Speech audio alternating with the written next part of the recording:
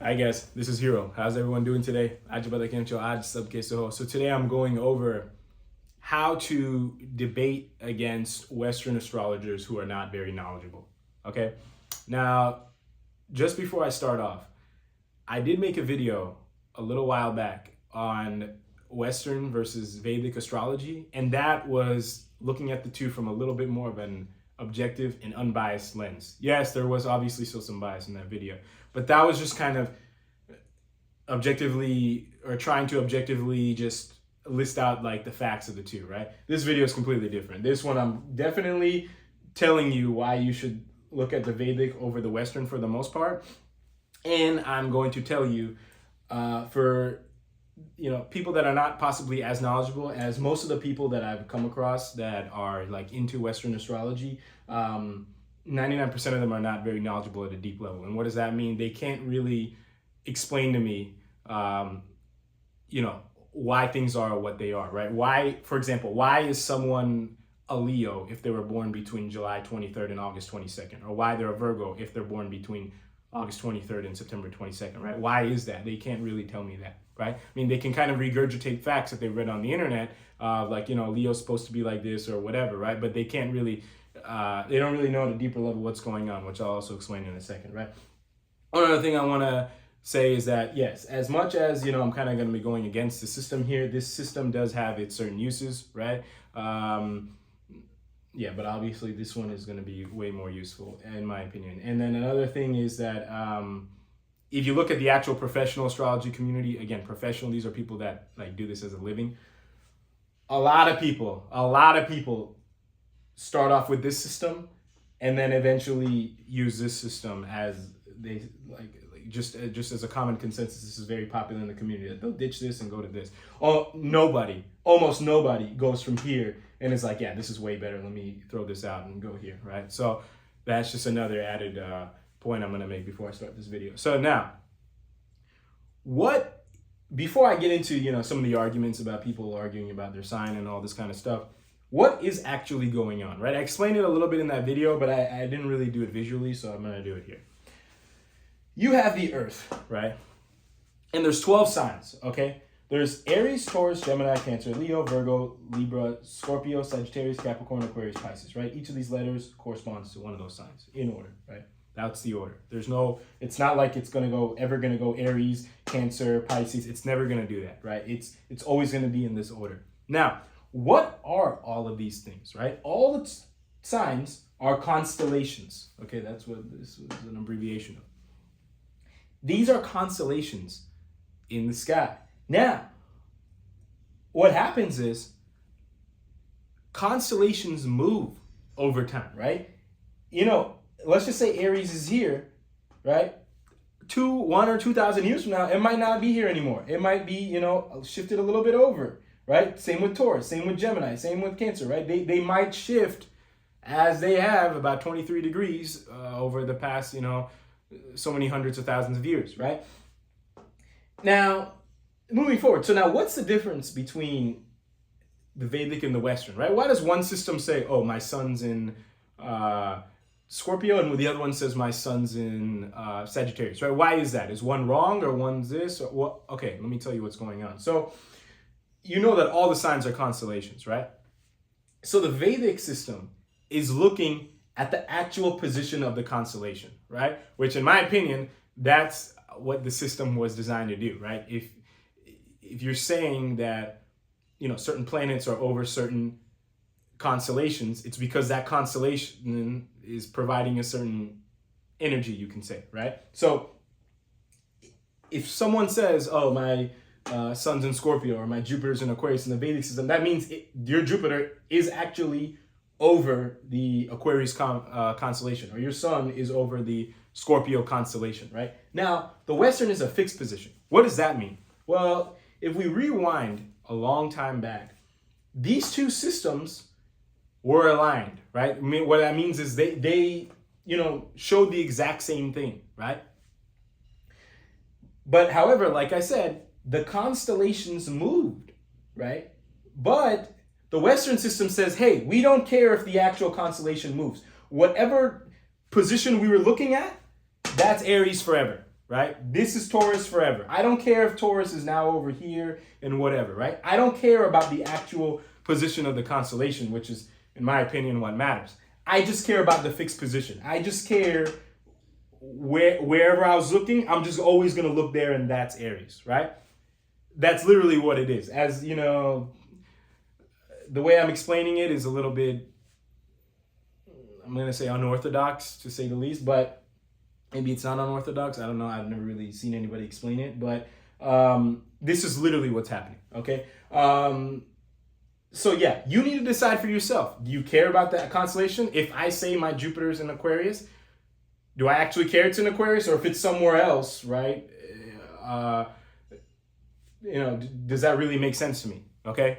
I'm going to let you guys decide for yourself. Okay. Now, 99% of the people cannot explain this to me at all, right? Like if you're a Sagittarius, right? Your sun is not necessarily over Sagittarius, which is, I'm going to get into this whole your sign nonsense in a second, but they can't explain this to me at all. For people who are so extremely passionate about astrology, I'm going to move forward now. Okay, so now we have the whole your sign stuff. Okay, what does this mean? What does this mean, your sign, right? If I'm born between July 23rd and August 22nd, I'm a Leo, right? Or if I'm born between August 23rd and September 22nd, I'm a Virgo, right? What does that mean? All this means is, in the Western system, this is where your sun placement is.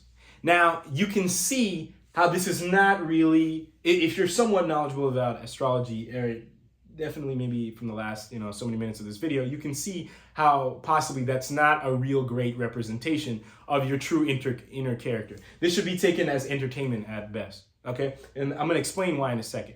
First of all, your actual sun is just one of 9 planets. Okay, it's not, there's so many other factors out there, right? There's your sun, your moon, your Mercury, your Venus, and it keeps going all the way for all the planets, right? There's so many planets, right? So you can't just look at your sun and decide that, you're going to get some real accurate representation about, your inner character just from looking at this one thing, right? There's so many other things that you have to consider. The second thing, for those of you who know, your sun has nothing to do with your real inner character, right? Your sun literally represents your ego or your sense of identity, right? It has nothing to do with it is kind of tied with your morals and stuff, but it is one of the more superficial planets, I guess you can say, right? Your sense of identity and sense of like illusionary self is a big part of who you are, right? I think I'm this, right? I think I'm, whatever, right? But this has nothing to do with your true consciousness and awareness and things like that, right? That has nothing to do with your sign, right? But I guess the other point I'm trying to make here, I'm going to combine the two, is that there's so many levels of your character that cannot be viewed at this, well, just from this, right? Just because you were born within a certain 30-day span, right? Now, you get those people that are really, really, really, really attached to their sign, right? Like I'm a Taurus. I'm really this, right? And I'm explaining to you how, they might actually feel that at some level, right? First of all, I said out of the 30 degrees, it's shifted about 23 degrees, right? That's roughly about 75 to 80% if my math is correct, right? Which for fractions, it's like 3/4 to 4/5 of the sign has moved out, right? So about 20 to 25% of the time, their actual sun could still be in this sign, right? So and your sun is, it's only one of the 9, but it is a very important part of you, right? So they could actually feel this, right? That, I really connect to this energy or whatever, right? That the sign is displaying, right? So that's one thing. They could actually connect to that, but there's so many other aspects that you need to consider. But this is why someone, feels really passionate or really connected to their sign, right? Another thing is that they could have other placements in this sign. So their sun could or could not be there, but in that sign, they could have, other planets or other aspects on that sign, or especially if their moon or their ascendant is in that sign.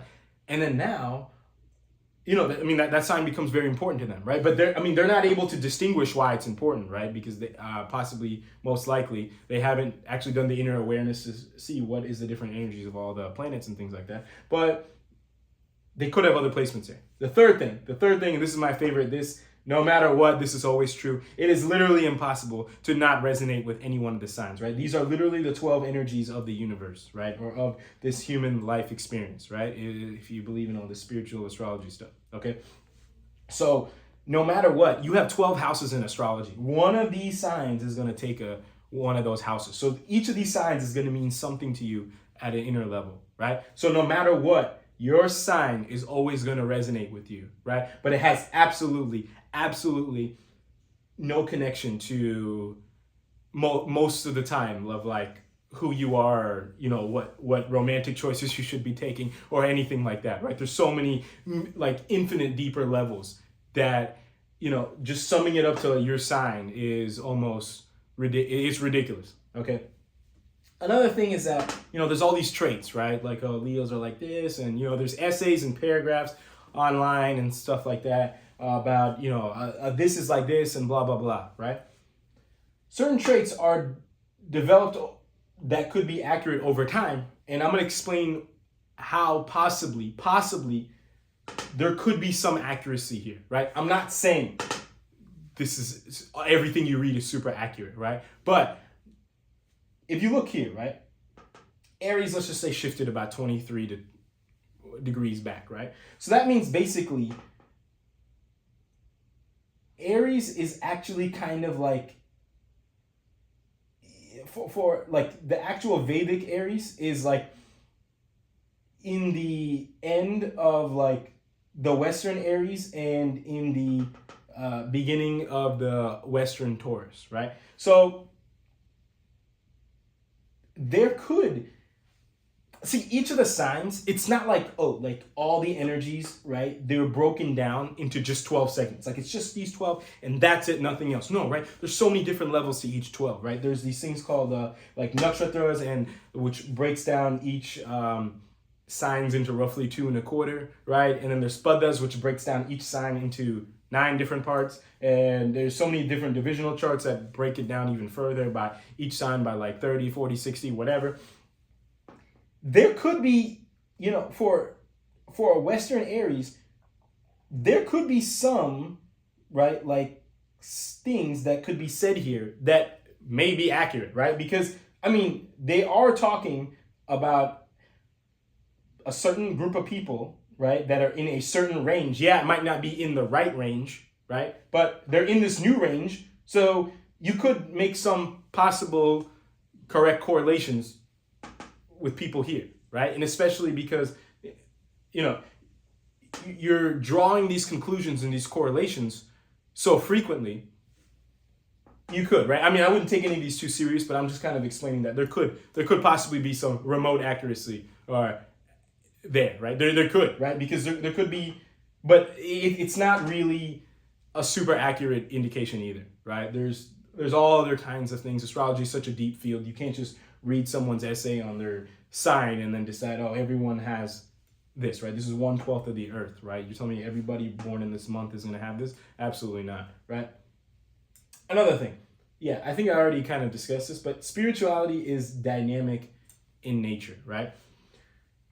It's always moving, right? Same thing, right? Like there's a reason why the Western religions are, you know, more rule-based, while the Vedic or even Eastern religions in general are more dynamic in nature, right? Showing you how to develop awareness, because the rules will change over time, right? Your awareness is growing, the world's changing, the rules need to change over time. The rules are not always going to be the same. All right, so spirituality is dynamic in nature. Now, yes, it's dynamic, but indirectly, the Western system is also dynamic in itself too, right? Because as, you know, the real signs change, the old, or I guess you can say the Western position, as, you know, humanity changes, you know, some of these correlations could kind of adapt and things like that, right? But that's not really the point I'm trying to make. The point I'm trying to make is the Vedic system, which is actually looking at the original constellation, which is what matters in my opinion, is dynamic, and it's looking at you know, the updated position, right? Now, there's all kinds of like ways that you can calculate the position and things like that. I'm not discussing that, right? I'm just kind of, there's so many different breakdowns into how different Vedic philosophies view the systems, right? But I'm not looking into that. Secondly, actually, I'm going to skip down to this one first. Dashas to monitor energy flow of life. Okay, yeah, we have certain positions, right? But certain positions are more meaningful to us throughout certain phases of our life, right? And the Vedic system takes into account of that with dasha systems, right? Now, there's many different dasha systems, right? There's, like, the most common one is, like, the Vimshottari dasha system, right? But there's so many other dasha systems out there, right? But no matter which one you put, it's basically to monitor the flow, right? Now, none of them are wrong, right? They just kind of represent the flow in a different way. Similar to divisional charts, right? This whole chart, it can be broken down and interpreted in a myriad of ways, in a plethora of ways, which the Vedic system takes into account for that. It has divisional charts and nakshatras / padas, right? To break down this into different digestible ways, looking at that in a certain different aspects, right?